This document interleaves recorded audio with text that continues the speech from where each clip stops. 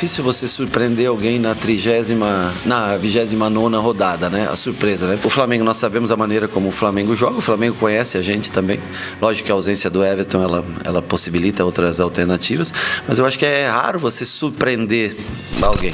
Eu sei que vou tomar decisões que vão incomodar alguns jogadores e que alguns deles vão ficar bravo comigo, mas não é com o Felipe Luiz, pessoa, é com o Felipe Luiz, treinador. A maior forma de respeitar todos esses jogadores é treinando, deixando eles preparados para o jogo. O Bahia não é contente para o que o torcedor esperava. Faltou um zagueiro ou dois, faltou atacante, um centroavante ou dois, faltou. O meio-campo é maravilhoso? É, mas não tem substituto.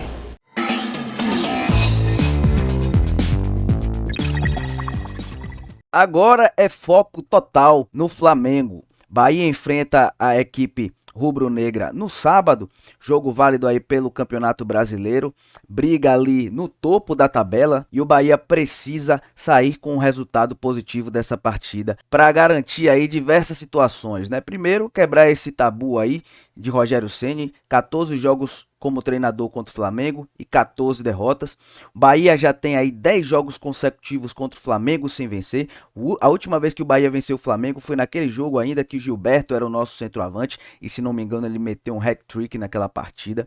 Então o Bahia precisa vir com tudo contra o Flamengo também para ficar cada vez mais próximo ali do G4, quem sabe, e aí ficar mais fácil esse acesso para Libertadores no final da temporada. No vídeo de hoje a gente vai ver como é que o Flamengo vai vir para enfrentar o Bahia nesse jogo de sábado, lembrando que o Flamengo joga hoje contra a equipe do Corinthians, jogo válido aí pela Copa do Brasil. O Bahia foi eliminado pelo próprio Flamengo, então seria de muita utilidade que você, torcedor, seque essa partida de hoje, porque o Flamengo está com um treinador novo e a gente pode ter mais ou menos uma ideia de como é que esse treinador pensa, de acordo com as peças que ele coloque para jogar hoje como titulares, e aí a gente pode ver também como é que vai vir o Flamengo para enfrentar o Bahia no sábado, lembrando que o Flamengo terá apenas 2 dias para descansar esses jogadores e entrar em campo 3 dias depois para essa partida, né?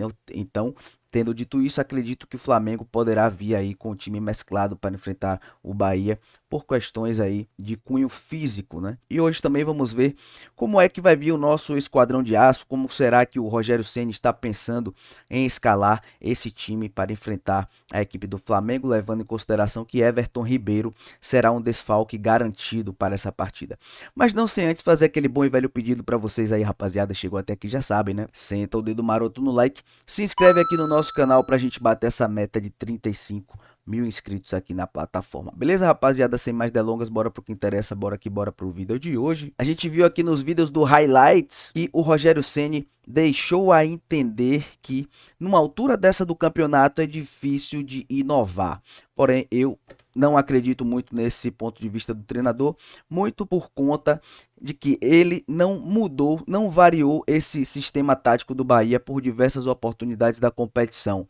Então, se ele vem mantendo aí uma sequência de jogos com a mesma estrutura, com o mesmo time, qualquer variação que ele fizer, qualquer mudança de peça, já é suficiente para surpreender, sim, os seus adversários. A gente sabe que o Everton Ribeiro já é um desfalque certo do Bahia para a próxima partida.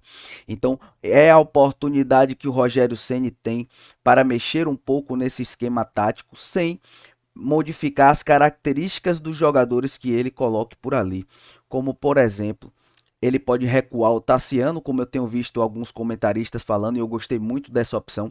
Recuar o Tassiano para fazer a opção de meia, colocar ali o Tassiano para jogar na posição ao qual o Tassiano está acostumado a jogar, a posição que é de origem do jogador. E aí você fortalece o sistema defensivo e de marcação do meio de campo. Você tem ali um Jean Lucas, um Caio Alexandre e um Tassiano, que são jogadores que sabem marcar bem, e você acaba colocando ali no lugar do Tassiano um jogador que de fato é de ataque, que pode ser, no caso aí, na minha opinião, a melhor opção seria o Ratão, que é um jogador que vem entrando bem, é um jogador que sabe fazer essa transição defesa e ataque, volta muito bem para marcar, para recompor o sistema defensivo, diferente do Lúcio. O Lúcio ele é um jogador que ainda está em fase adaptativa, então o Lúcio poderia ficar no banco ali para ser uma opção para o segundo tempo. Falando em opção, uma outra seria o Rogério Ceni ser um pouco mais pragmático e aí coincidir com o seu discurso ali no início do vídeo de não mudar tanto o elenco, e aí seria colocar o Depena no lugar ali do Everton Ribeiro. O Depena que é a primeira opção do treinador para quando o Everton Ribeiro sai durante as partidas. Porém, o Depena não vem jogando bem nas últimas partidas que vem atuando com a camisa do Esquadrão, e é um jogador que tem deficiências na parte defensiva. E aí a gente sabe que contra uma equipe qualificada como o Flamengo, a gente precisa ter jogadores ali que tenham essa valência apurada. Então por isso eu prefiro o Tassiano recuado ali para jogar como um meia, né, justamente para fortalecer o melhor setor do Bahia nesse elenco, que é justamente o meio de campo. E deixa o Cauli ali, né, como aquele jogador mais solto no meio de campo para transitar entre os lados e o centro, para poder fazer as criações de jogadas como ele estava acostumado a fazer na temporada 2023. Com relação ao Everton Ribeiro, tenho visto muitos torcedores criticando porque ele tomou o terceiro amarelo propositadamente. Pessoal, vale a pena lembrar que o Everton Ribeiro tem sido muito constante e muito disciplinado no que se diz respeito às questões aí defensivas, né? O Everton Ribeiro já estava pendurado desde a 4ª rodada do Campeonato Brasileiro.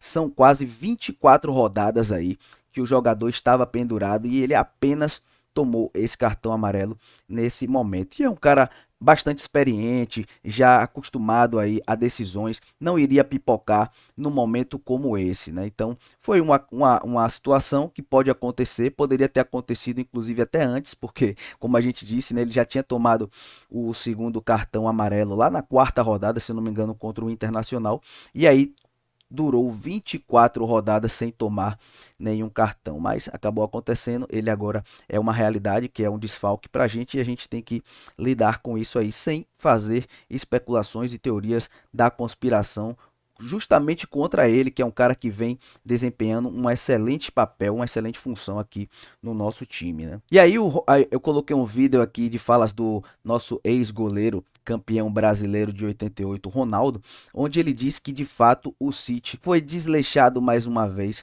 com relação ao nosso elenco para essa temporada. No que se diz respeito, claro, a volume de jogadores. Nós temos hoje um elenco com cobertor curto, então quando a gente perde um jogador como Everton Ribeiro, a gente não tem no banco um jogador aí com as mesmas características para colocar aí para atuar, né? A gente vê que o Depena, ele não tem essa mesma característica do Everton Ribeiro, né? É muito difícil no futebol brasileiro você ter um time que tenha 100% das mesmas características no banco, mas a gente poderia pelo menos ter um jogador mais próximo para poder colocar aí para atuar, e a gente está mais fortemente aí brigando por essa vaga na Libertadores, né? A gente hoje no elenco tem uma dupla de zaga que encaixou muito bem, que é o Canu e o Gabriel Xavier. A gente tem esse meio de campo que é muito bom na posse de bola, na cadência do jogo, nas criações de jogadas, porém temos uma deficiência no ataque. A gente cria muitas oportunidades, mas não conseguimos converter essas oportunidades em gol. Então é um setor que o Grupo City precisa atuar urgentemente, e pelo jeito já está atuando. Vou deixar aqui nos cards um vídeo que eu postei justamente falando sobre isso. O Grupo City já está atrás de um novo centroavante para a temporada 2025, então quando acabar esse vídeo aqui, você corre lá para conferir quem é esse jogador, esse argentino. E a gente pode contar também com a volta de dois jogadores muito importantes. Trata-se aí do Biel e do Acevedo. O Acevedo, que inclusive já está treinando com o time de maneira normal, já pode ser uma opção, pelo menos para entrar no banco aí para a próxima partida contra o Flamengo. E o Biel, que ainda está terminando a fase de transição, também a depender do seu desenvolvimento durante essa semana, pode ser uma realidade para nós aí, banco de reservas no jogo contra o Flamengo, né? Flamengo que joga hoje, jogo válido pela Copa do Brasil contra a equipe do Corinthians, joga em casa, não vai ter o desgaste da viagem, mas tem o desgaste da partida. Então convido a todos vocês, torcedores do Esquadrão de Aço, para secar esse jogo de logo mais, para a gente ver como é que pensa o novo treinador deles, que é o Felipe Luiz. Será que ele vai entrar em campo com os medalhões? Será que volta aí Davi Luiz? Será que volta aí Gabigol a serem titulares, jogadores esse que o Tite, treinador anterior, estava suprimindo do elenco, deixando eles aí em segundo plano? Então, como o Flamengo entra na partida de hoje, vai influenciar bastante no jogo do Flamengo contra o nosso Esquadrão de Aço aí no final de semana. Então, esse foi o vídeo de hoje, rapaziada, uma análise sucinta de como é que o Bahia pode vir para enfrentar aí a equipe do Flamengo, como o Flamengo poderá também encarar o nosso Esquadrão de Aço nessa próxima partida, muito importante para galgar o maior objetivo dessa temporada, que é de fato uma vaga aí na competição internacional, que é a Libertadores. Beleza, rapaziada? Então esse foi o vídeo de hoje, espero que vocês tenham gostado, sobretudo ficado bastante bem informado. Se gostaram, aquele bom e velho pedido de sempre, senta o dedo maroto no like, se inscreve aqui no nosso canal pra gente bater essa meta aí de 35 mil inscritos na plataforma. Tamo junto e misturados, a gente se vê numa próxima, valeu e fui!